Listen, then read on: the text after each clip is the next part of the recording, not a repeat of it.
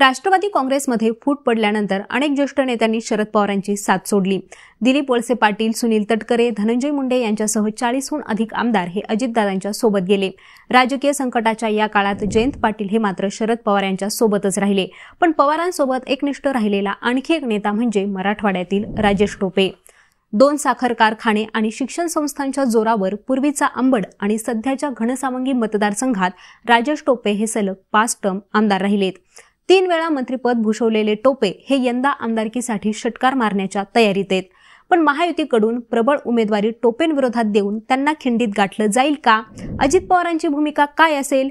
शिवाय मनोज जरांगे यांच्यामुळे चर्चेत आलेलं अंतरवाली सराटी हे गाव सुद्धा याच विधानसभा मतदारसंघात येतं। त्यामुळे याचा काय परिणाम होईल? याच सगळ्या प्रश्नांची उत्तरं जाणून घेणार आहोत लेट्स अप मराठीच्या ग्राउंड झिरो या स्पेशल सिरीजमधनं। मराठवाड्यातील आणखी एक मातब्बर घराणं म्हणजे टोपे कुटुंब। राजेश टोपेंचे वडील स्वर्गीय अंकुशराव टोपे हे काँग्रेसमध्ये होते।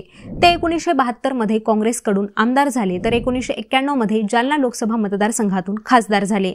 त्यांनी साखर कारखाना आणि शिक्षण संस्था काढत आपलं राजकारण पक्क केलं। त्यानंतर 1999 मध्ये राजेश टोपेंची राजकारणात एंट्री झाली।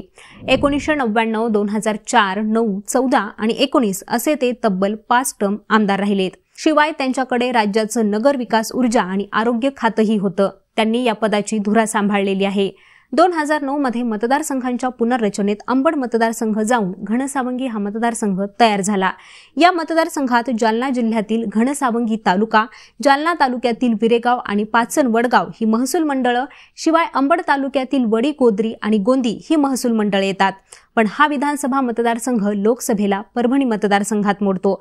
त्यामुळे 2009 पासूनचं या मतदारसंघातील राजकारण पाहणंही महत्त्वाचे। मतदारसंघांची पुनर्रचना झाल्यानंतर पहिलीच निवडणूक ही राजेश टोपेंना काहीशी जड गेली। टोपेंविरोधात शिवसेनेनं अर्जुन खोतकरांना उमेदवारी दिली होती। त्यावेळी टोपे हे 24,000 मतांनी विजयी झाले। राष्ट्रवादीच्या तिकिटावर टोपेंना तेव्हा 1,04,206 मतं होती तर खोतकरांना 80,999 मतं मिळाली होती। पण 2014च्या निवडणुकीत टोपेंनी सहज विजय मिळवला। सर्वच पक्ष तेव्हा स्वतंत्र लढल्यामुळे मतविभाजनाचा टोपेंना फायदा झाला। ते सुमारे 45,000च्या लीडने विजयी झाले होते। 1985 आणि 1990 मध्ये काँग्रेसकडून आमदार झालेल्या विलास खरातांना भाजपने तेव्हा मैदानात उतरवलं होतं तर शिवसेनेकडून हिकमत उधाण हे उमेदवार होते।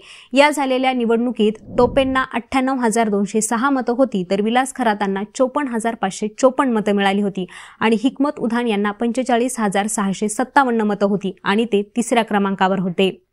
2019ची निवडणूक ही राजेश टोपेंसाठी सर्वाधिक कठीण राहिली। उद्धव ठाकरेंचा शिलेदार हिकमत उधाण यांनी टोपेंना जबरदस्त फाईट दिली होती। त्यामुळे राजेश टोपे हे अवघ्या 3,500 मतांनी तेव्हा विजयी झाले। मंत्रीपद आणि सर्व स्थानिक सत्ता हातात असतानाही टोपेंना ही लढत जड गेली। या झालेल्या निवडणुकीत 1,07,849 मतं टोपेंना मिळाली तर उधाण यांना 1,04,440 मतं मिळाली होती। त्यामुळे ही लढत राज्यभरात गाजली। लोकसभा निवडणुकीपूर्वी अंतरवाली सराटी गावात मनोज जरांगेंनी मराठा आरक्षणासाठी मोठं आंदोलन उभं केलं होतं। या आंदोलनादरम्यान पोलीस आणि आंदोलनकर्त्यांमध्ये चकमक झाली। त्यात पोलिसांनी लाठीचार्ज केला तसंच हवेत गोळीबारही केला।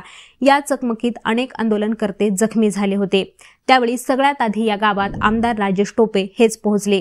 त्यावरून भाजपने राजेश टोपेंवरती आरोप केले। तसंच तेच आंदोलकांना मदत करतात असाही त्यांच्यावर आरोप झाला। राजेश टोपेंचा साखर कारखाना हा अंतरवाली सराटी गावापासून जवळ असल्यानं तिथं राहण्याची सोय आणि नाश्त्याची सोय केली होती असं टोपेंनी जाहीर केलं। परंतु या आंदोलनामागे माझा हात असल्यास सिद्ध करून दाखवलं तर मी राजकीय संन्यास घेईल असंही टोपेंनी जाहीर केलं होतं। लोकसभा निवडणुकीचा आपण विचार केला तर ठाकरे गटाचे संजय उर्फ बंडू जाधव हे परभणी मतदारसंघातून निवडून आलेत।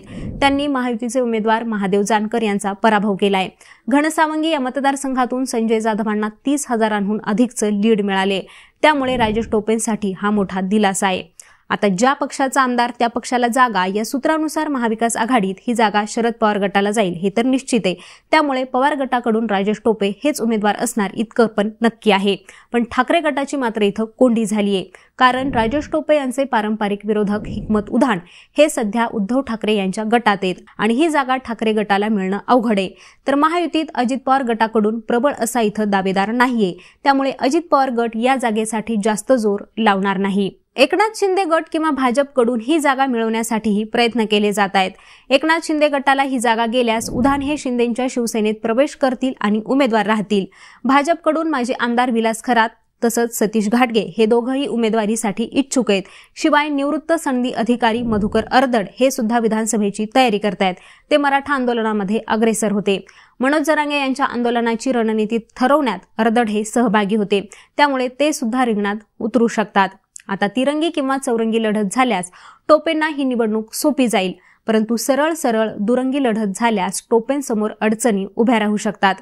गेल्या वेळच्या विधानसभा निवडणुकीचा अनुभव पाहता टोपे हे यंदा जिंकण्यासाठी सर्वतोपरी प्रयत्न करतील इतकं तर नक्की आहे। आता मंडळी, याबद्दल तुम्हाला काय वाटतं ते आम्हाला कॉमेंट करून नक्की सांगा। तसंच यांसारखंच महाराष्ट्रातील प्रत्येक विधानसभा मतदारसंघाचं अभ्यासपूर्ण विश्लेषण जाणून घेण्यासाठी लेट्स अप मराठीला सर्वच सोशल मीडिया हँडलवरती फॉलो करायला विसरू नका आणि पाहत रहा लेट्स अप मराठी।